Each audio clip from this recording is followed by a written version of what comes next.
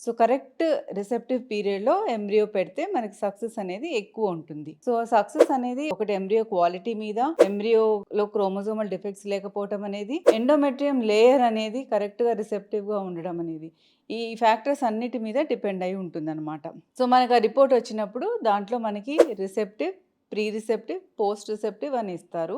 దాన్ని బట్టి ఏ టైంకి మనం ట్రాన్స్‌ఫర్ చేసుకోవాలి, ఎప్పుడు ప్రొజెస్ట్రాన్ హార్మోన్స్ అనేవి ఇచ్చుకోవాలి, ఎన్ని రోజుల వరకు ఇచ్చుకోవాలి అనేది మనకి ఇన్ఫర్మేషన్ ఉంటుంది. So, this is a very useful test and lot of patients మా దగ్గరకొచ్చిన వాళ్ళు ప్రీవియస్‌గా సైకిల్స్ ఫెయిల్ అయిన వాళ్ళు ఈ ఎరా టెస్ట్ చేసి ఆ కరెక్ట్ టైమింగ్ ప్రకారంగా ఎంబ్రియో ట్రాన్స్‌ఫర్ చేసిన తర్వాత సక్సెస్ అయిన వాళ్ళు ఎంతోమంది ఉన్నారు. ఒకవేళ మీ ఐవీఎఫ్ సైకిల్‌లో మీ డాక్టర్స్ మీకు సజెస్ట్ చేసుంటే తప్పకుండా ఈ టెస్ట్ గురించి ఆలోచించండి. ఇది చేయించుకోవటం వల్ల మీకు డెఫినెట్‌లీ బెటర్ రిజల్ట్ అనేది ఉంటుంది. Okay. I hope this information is useful to you. Thank you. నమస్తే.